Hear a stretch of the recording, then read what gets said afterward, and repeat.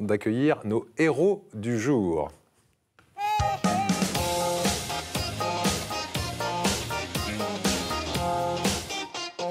Et parmi nos héros du jour aujourd'hui, Brigitte Serradour, vous êtes médecin radiologue, merci d'être avec nous.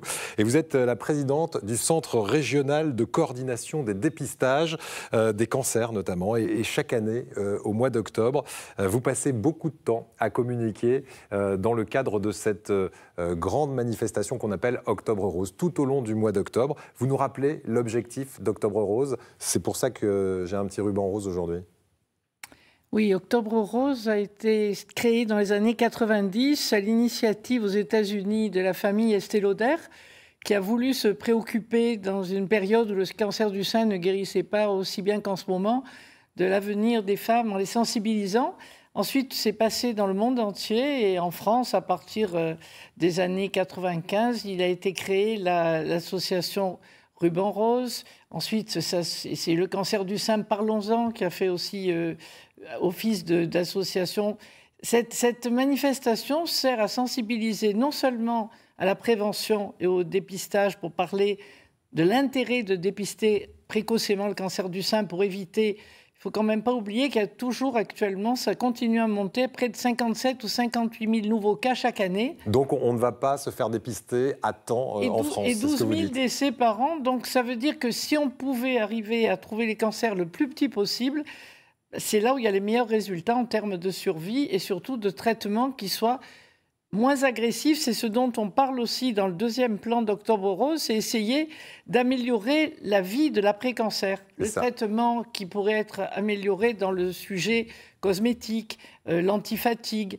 Et c'est dans ce cadre-là que cette activité sportive dont nous parlons dans Octobre Rose aujourd'hui a été surtout vraiment en pleine promotion. Voilà, parmi les événements de cette année, dans notre région, il y a une course connectée. C'est très à la mode, évidemment, avec la crise sanitaire qu'on connaît. Qu'est-ce que c'est cette course connectée qui va permettre de parler du dépistage, non pas d'un seul cancer féminin, mais de plusieurs, puisqu'on parle aussi du cancer de l'utérus et du cancer du côlon, alors qui concerne aussi hommes et femmes pour le cancer du côlon. Qu'est-ce que c'est cette course connectée ? Quand même, la course connectée, le message principal va être sur le cancer du sein pendant le mois d'octobre. C'était vraiment, faites une mammographie tous les 2 ans pour sensibiliser. L'intérêt, c'est qu'en fait, ça rejoint les 6 départements de la région PACA, que ça a fédéré en fait ces 6 départements en permettant de monter pour la première fois une course pédestre qui permet de courir ou de marcher. Vous pouvez vous inscrire pour 5 km, pour 10 km, pour 20, pour 50 km, seul ou en équipe. Et vous, par le biais d'une inscription sur le site que vous voyez marqué... octobreRoseConnecté.fr. Voilà. Donc, que vous n'ayez pas de monde connecté, ce n'est pas important. Vous savez que si vous téléchargez l'application du sport, c'est donc, si je me rappelle bien, c'est Zap Sport, qui vous permet de partir avec votre inscription, votre chronomètre.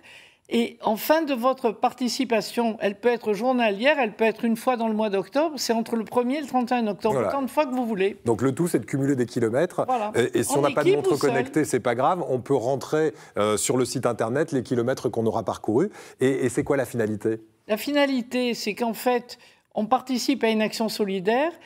Chaque inscription rapporte en fait 6 €. Il y a 7 € à donner, mais il y a 1 € de frais généraux.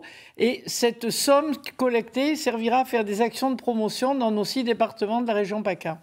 On va terminer, puisqu'il nous reste 1 minute, en parlant de ces dépistages. Alors, parmi les personnes qui ne se font pas dépister, les milliers de cas qu'on pourrait éviter, de cancer du sein notamment, il y a cette rumeur. Alors, est-ce que c'en est une ?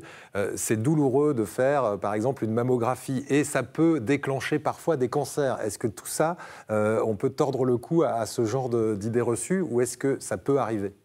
Ça, je pense que c'est un peu vieux comme idée, parce que depuis que les mammographes sont plus doux...